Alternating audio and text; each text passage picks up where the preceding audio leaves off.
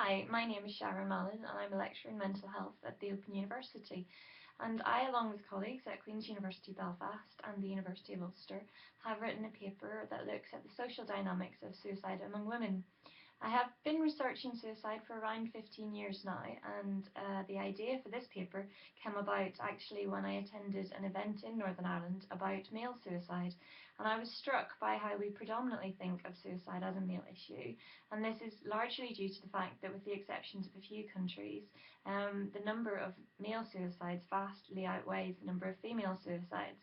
But I really couldn't remember reading anywhere in the literature anything about female-only suicide, and certainly most of the papers that I'd come across in my career compared male and female suicides, and more recently female suicide had been excluded entirely from the literature as male-only reports became more dominant.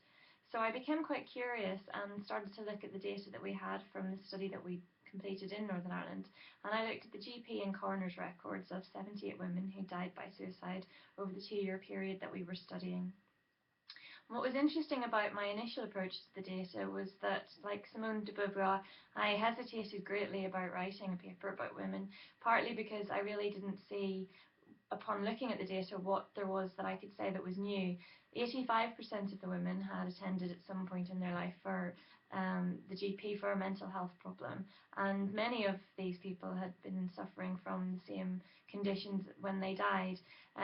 So there was very little that I thought at that point I could say that was new. So when I started to look at the data through a sociological lens and really looking at the social and personal issues that impacted on the women, I did discover that social issues were quite prominent in these women's lives. In fact, 34% of the women had experienced a bereavement that could be identified as a trigger for their emotional distress, while 32% of the women had issues related to motherhood. This included failed fertility and, in other cases, postnatal depression, while 26% of women had also experienced a sexual assault. This was sometimes in childhood and had long-lasting effects, and in other cases had come about in adulthood. What I also noticed quite interestingly was that if I only looked at the coroner's records, these social issues didn't become apparent at all. The coroner's records relied very heavily on medical diagnoses as an explanation for the women's suicide. So what I really call for in my paper is that we should be looking for more female-only studies of suicide, but that we should be cautious about researching women's death using coroner's records because they're only showing part of the story.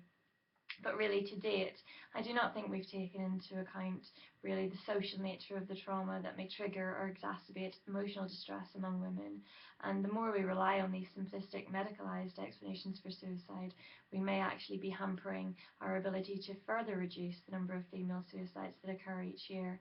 I hope you will click on the link and that you enjoy reading the full version of our paper. Please feel free to get in touch with me via the email address that will be beside the paper. Thank you. Bye-bye.